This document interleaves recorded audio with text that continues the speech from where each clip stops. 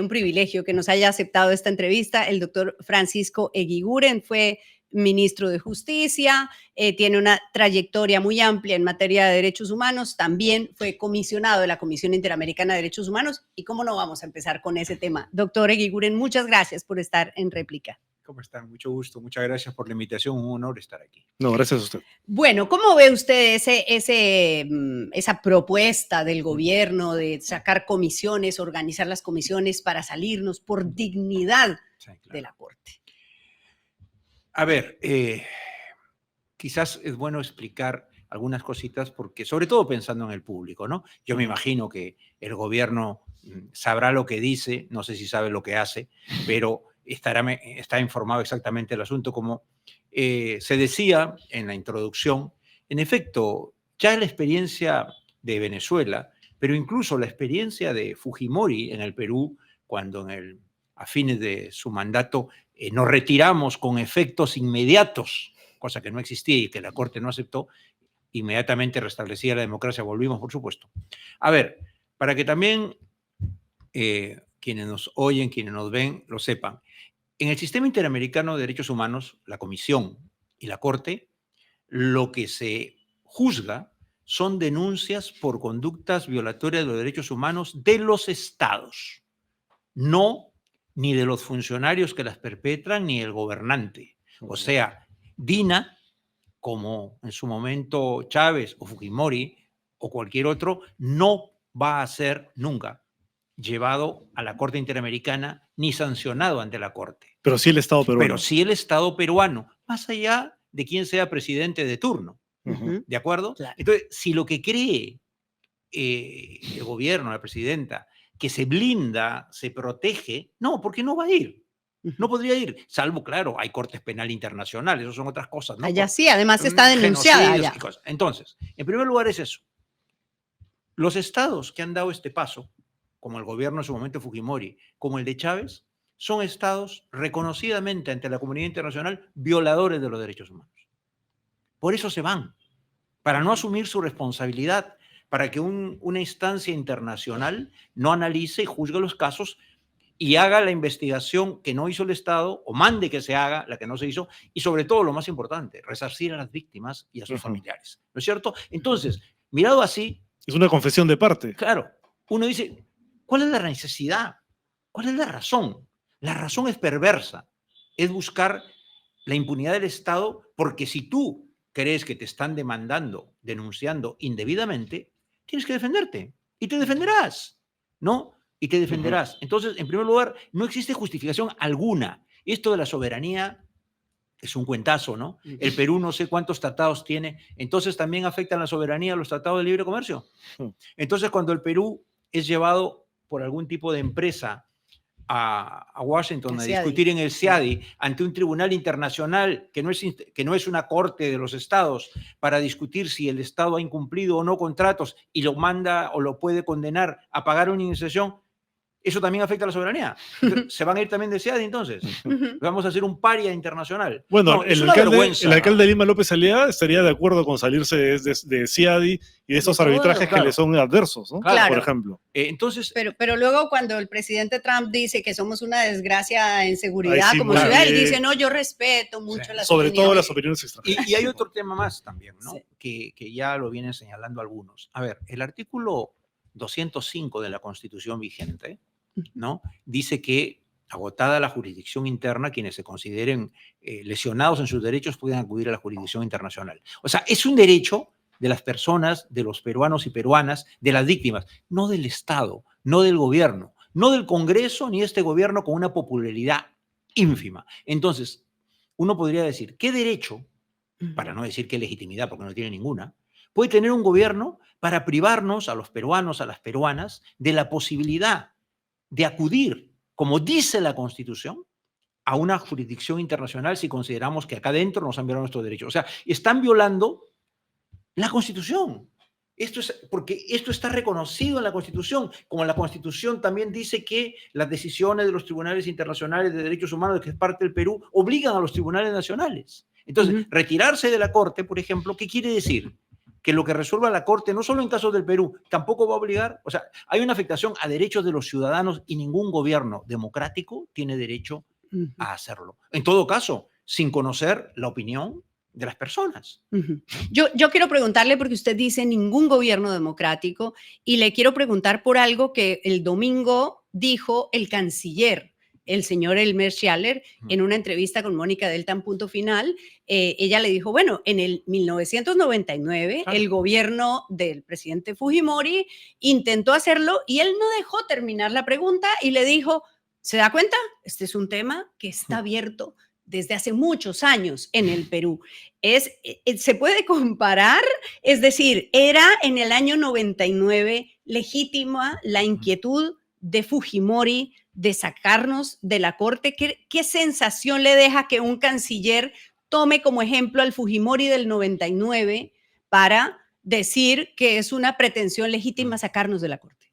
Bueno, probablemente también por el peso que tiene el fujimorismo en el Congreso y en las decisiones del gobierno, no sé si son sus mentores. No, la posición de un diplomático es bien difícil, ¿no? Es bien difícil porque finalmente representa a un gobierno internacionalmente y salvo que no esté de acuerdo y renuncie, pues no va a contradecir lo que diga su presidenta, ¿no? Porque es un vocero del gobierno. Pero lo importante es que, como digo, aquí no es solo la decisión. ¿Que un gobierno puede retirarse? Sí, claro. Sí, claro que puede retirarse. Pero ojo, ¿quiénes son los que se van? ¿No? Así como uno dice, dime con quién anda. Bueno, dime pues quiénes se retiran y te diremos qué quieres ser. Entonces, no es muy honroso estar en esa lista porque ¿quiénes son? ¿No? ¿Queremos ser Venezuela? ¿Eso queremos?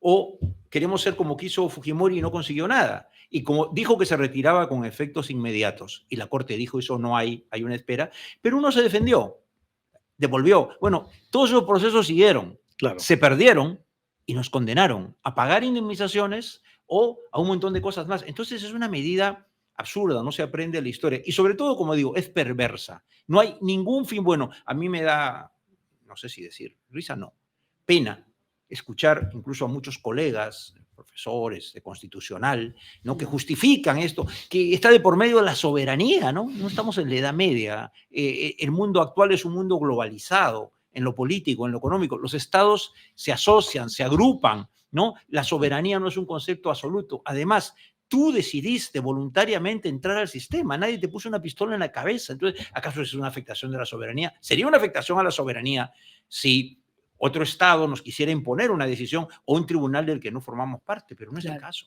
Es confundir a la gente.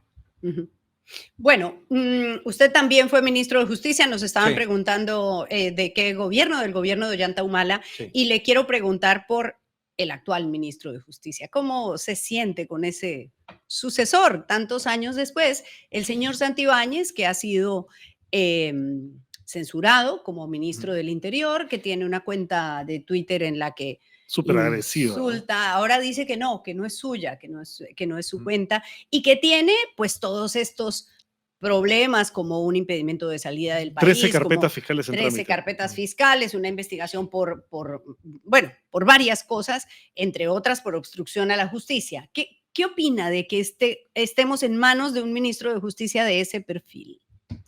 Bueno, yo por principio no opino sobre personas, ¿sí? Pero creo que usted ha descrito bien, todos conocen las implicancias políticas de un nombramiento de ese tipo, de un exministro, o sea que ya tiene gestión pública, que ha sido censurado por el Congreso. Si me va a preguntar si considero que es la persona más idónea para estar en el cargo de ministro de Justicia, pues sin duda que no, con esos antecedentes. Pero honestamente, ¿qué podemos esperar de este gobierno? O sea, simplemente es la confirmación de un estilo y creo que es colocar una pieza funcional a esos intereses, ¿no? Si eso se va a juntar con la posibilidad de retirarse del sistema y con otro tipo interamericano y otro tipo de medidas, bueno, estaré entrando pues para cumplir ese rol. Pero no me parece, pero no, como digo, prefiero no opinar de personas porque además, hablando de personas públicas, todo el mundo sabe, ¿no? Todo el mundo tiene esa información que usted está refiriendo. Ahora, vemos una degradación en la función pública durante los últimos años cada vez peor, que se ha ido agudizando. Y, por ejemplo, tenemos un Congreso de la República con una crisis de representación grave, que tiene una desaprobación altísima, pero que están aprobando leyes que terminan beneficiando intereses particulares o peor aún, a mafias, al crimen organizado. ¿Cuánto nos va a costar desandar todo lo andado en ese sentido? Sí, hay muchas leyes que ya se señalaron en su momento, el querer recortar las atribuciones de investigación del Ministerio Público, leyes que fomentan o la minería ilegal o que dificultan la acción contra la delincuencia, pero otras más, ¿no? Por ejemplo, yo sé que son temas que a cierto sector del país, concretamente a los sectores ultraconservadores, les molesta, pero la ley de amnistía, por ejemplo. O sea, no es dable que en un régimen que mantenga algo de democrático se aprueben normas para fomentar la impunidad genérica, ¿no? O sea, el argumento jurídico dado, la dilación excesiva de algunos procesos, que es válida, podría ser un buen argumento, ¿no? Pero a ver, hay otras soluciones. Cada caso concreto es un caso concreto. No se está juzgando en masa, se están jugando individualmente. En cada caso concreto hay que ver si esa dilación en el plazo razonable para investigar, juzgar o sancionar o exculpar a militares o policías se debe a que el Estado o las fuerzas policiales o militares no han colaborado, a que la Fiscalía no avanzó como debía o no encontró elementos probatorios o que el Poder Judicial se demoró. Pero eso se puede resolver en cada caso concreto, viendo el caso concreto, pidiendo casualmente el cierre de un proceso por exceso en el plazo razonable para investigar o juzgar, para empezar. Pero eso viendo caso por caso, no con una impunidad general donde cierro todo, que deja sin protección, sin derecho a la verdad y peor aún, a la reparación a las víctimas, ¿no? Y cualquier decisión que se tomara en un proceso judicial, mientras estemos en el sistema, se puede llevar al sistema interamericano quien no esté de acuerdo. O sea, es falso decir que se tiene que proteger a los héroes que defendieron a la patria y derrotaron al terrorismo. A ver, quienes están siendo investigados o no, tienen sospecha o evidencia de violaciones a los derechos humanos, de asesinato, de desapariciones, de violaciones, de torturas. Entonces no son en genérico los héroes de la patria. Claro. Son personas que están, para ponerlo incluso en el mejor de los términos, en duda su responsabilidad y su inocencia. Entonces lo que corresponde es esclarecer la verdad. Y está mal que se demore tanto, pero hay soluciones. El Congreso, poder político o el gobierno no tienen por qué meter la mano en cosas que el Ministerio Público y el Poder Judicial hay que exigir que resuelvan, sea archivando la investigación porque no avanzó, sea absolviendo o sea condenando. Como digo, cualquiera de esas decisiones, quienes se consideren afectados con ellas pueden ir al sistema interamericano y discutirla.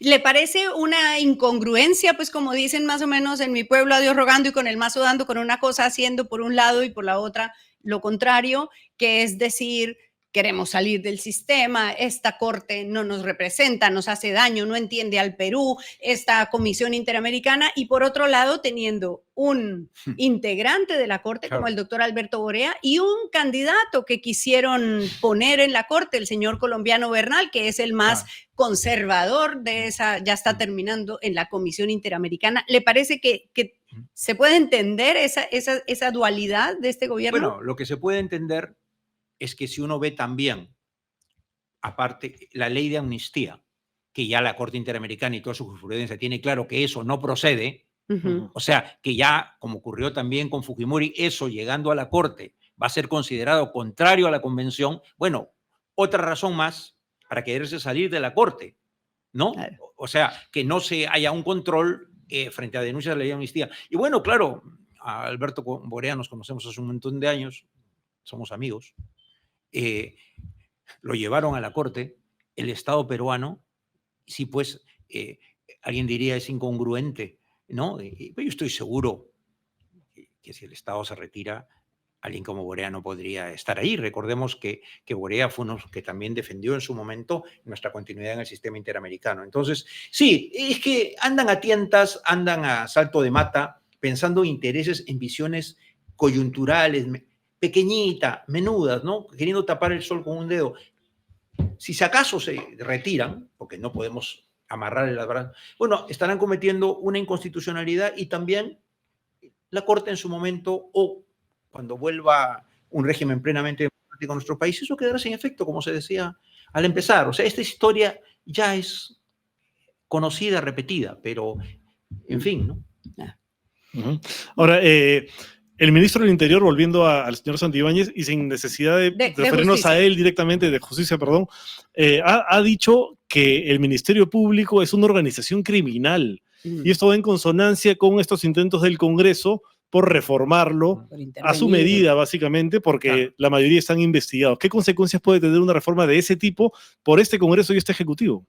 Bueno, en primer lugar, siempre la justicia es perfectible, es mejorable y que necesita revisión, está claro, ¿no es cierto? Ujú. Bueno, pero nunca es bueno que un intento de reforma, aunque pudiera terminar en una ley, sea elaborado por los poderes políticos, ¿no? Porque el gobierno, el Congreso, por sí solos, además con todos estos conflictos de intereses, sabiendo que muchos de los congresistas están denunciados o procesados, o incluso algunos ministros o exministros, pero tienen todavía pues, privilegios como el fuero del antejuicio, etcétera.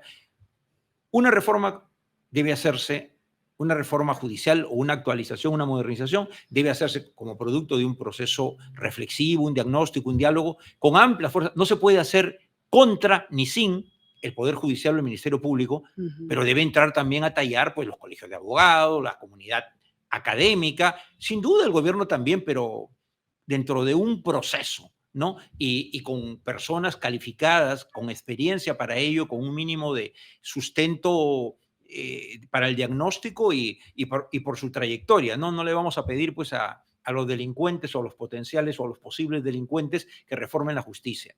Este es un gobierno y un Congreso que se va, le quedan pocos meses, Sí. afortunadamente, y no tienen ni legitimidad, ni siquiera razón, ni tiempo, ni capacidad alguna para planear reformas serias.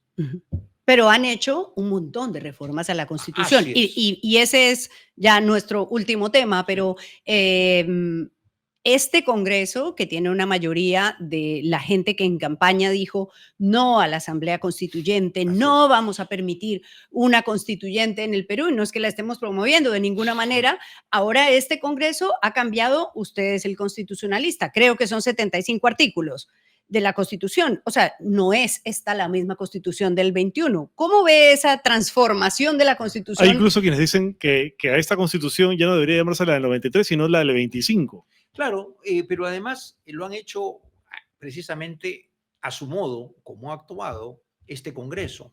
Se han aprobado varias leyes que en el fondo modifican o afectan el contenido constitucional sin siquiera seguir el procedimiento de reforma, en primer lugar. Y otras reformas sí se han hecho siguiendo el procedimiento aprobado en el Congreso, en toda la legislatura, sí, pero en temas que se sabía hay un rechazo ciudadano, han a veces demorado, no sé cuántas veces aprobaron en el Congreso el retorno a la bicameralidad, que no es malo, pero sí la forma en que lo han hecho, porque han pensado en crearse una nueva posibilidad de empleo para ellos mismos, así como restituyeron la reelección parlamentaria, que estuvo mal eliminada, pero que bueno, están pensando en ellos, ¿no? Pero esos temas sensibles, como varios más, evitaron el referéndum popular. O sea, ratificaron, eligieron para sumar los 2/3. O sea, son reformas que por su sensibilidad política, por su rechazo en muchos casos popular, han obviado deliberadamente la participación ratificatoria del pueblo en referéndum. Y es más, aprobaron también una ley que afecta a la Constitución, pero como ley cualquiera, que le prohíbe a la ciudadanía gestar una iniciativa de referéndum para algún tipo de reforma constitucional sin pasar por el Congreso. Eso modifica la Constitución, pero lo hicieron como una ley ordinaria. Entonces, en verdad, esas reformas carecen de legitimidad, nunca han sido ratificadas por el pueblo. Sí, la Constitución lo permite, ¿no? Pero claro, la intención ha sido evidente, excluir de toda posibilidad de participación del pueblo en todas las reformas constitucionales que han hecho. Porque, ojo, esa cantidad de reformas que han aprobado, muchas sobre el régimen político, todas han sido hechas sin participación popular por decisión del Congreso que obvió el referéndum, ¿no? Entonces, eso también indica una línea de conducta, ¿no? No puede haber democracia sin participación popular y aquí ha sido una línea sistemática excluir, impedir, limitar la participación popular. Entonces, la legitimidad democrática de esas reformas es, pues, ínfima, ¿no? Es ínfima. Habrá que ver Dice que van a empezar a regir en el 26, seguro formalmente que sí, pero habrá que ver cuánto duran, dependerá mucho de lo que viene, ¿no? Pero claro, ya habría que hacer hace rato una nueva constitución, ¿no? Porque si la han cambiado tanto, la han parchado tanto con intereses puntuales, pues ¿cuál es su legitimidad, no? ¿A qué le tienen miedo? ¿A que la población se manifieste? ¿A un debate pluralista que es base en una democracia? ¿Hacer una constitución en democracia? Yo sí estoy entre quienes ha planteado hace demasiado tiempo que necesitamos una nueva constitución, producto de una asamblea constituyente, no de congresos carentes de legitimidad. ¿A qué le temen? ¿Por qué no quieren que tengamos por primera vez una constitución aprobada, debatida en democracia? Casi todas nuestras constituciones han nacido en dictaduras o en regímenes de facto. ¿Pero a qué le temen? ¿A qué le temen? ¿A que la gente se manifieste? ¿A que opine? Bueno, ya sabemos qué quieren, pues. Bueno, pero tenemos que terminar, pero yo tengo que preguntarle por el Tribunal Constitucional, porque la doctora Marianela Ledesma, que siempre la cito en una entrevista reciente, nos dijo, bueno, aquí hay 4 jinetes del apocalipsis, que son la Junta Nacional de Justicia, el Congreso, el Gobierno y la Defensoría del Pueblo, perdón, y el Tribunal Constitucional. ¿Usted ve al Tribunal Constitucional hoy por la labor de defender una constitución soberana y bien hecha o está a favor de ese pacto? El tribunal es un colegiado, tiene 7 magistrados, ¿no? Yo creo que en algunas de sus decisiones, una mayoría, porque han habido votos singulares, ha aprobado o ha convalidado algunas normas inconstitucionales. Pero en algunos otros momentos también ha dado decisiones importantes. Por ejemplo, aquel proceso competencial que planteó el Poder Ejecutivo o que alguna vez intentó el Congreso para limitar las atribuciones o de la Junta de Justicia o el Poder Judicial del Ministerio Público anteriormente, tuvo una postura, ¿no? Entonces yo le diría, el tribunal también está dividido. No creo que se deba hacer un comentario en bloque. Es legítimo tener una posición y expresarla en su voto, pero yo sí creo, todos tenemos el derecho a analizar y a criticar las decisiones, pues han habido algunas decisiones que creo no ejercieron el debido control que debieron hacer sobre algunas leyes del Congreso que vulneraban la Constitución. Y en otros casos, creo, los menos, pero han tenido una postura que en conjunto ha sido una postura correcta, ¿no? Lo que pasa, pues, es que ya el Congreso está dominado por una coalición de intereses que controla no solo el Congreso, sino también tiene una complicidad con el actual gobierno.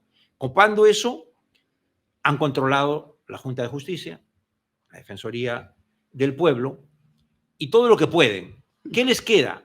¿Cuáles son los últimos espacios? En el tribunal han tenido una influencia, han creído que lo controlaban del todo. En algunos casos eso no les ha funcionado, en algunos casos sí. Pero hoy el objetivo es Ministerio Público, Poder Judicial.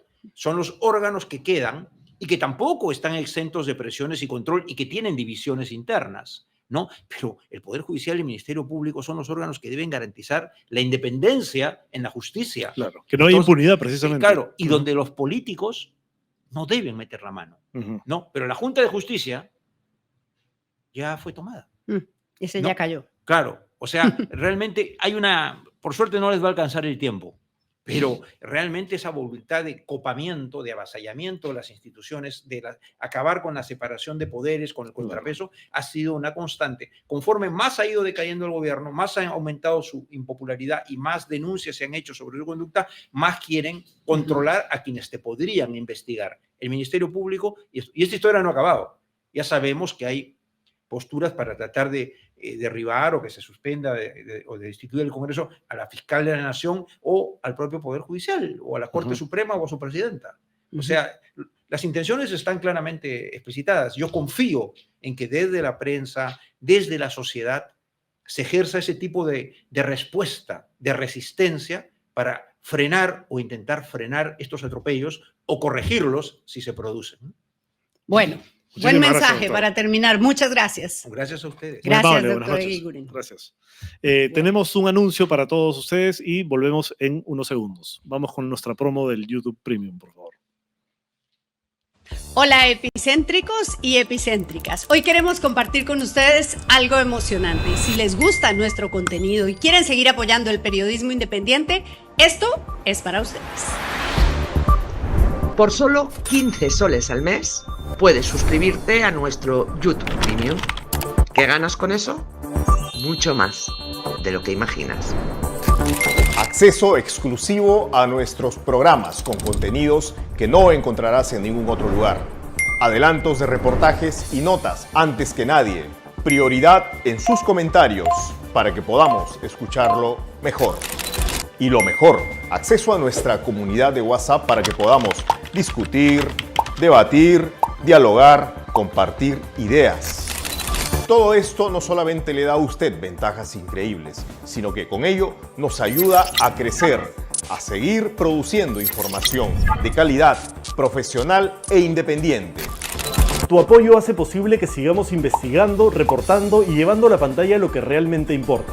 Por eso, súmate hoy mismo. Suscríbete ahora a nuestro YouTube Premium y forma parte del epicentro de las noticias. Los esperamos, epicéntricos.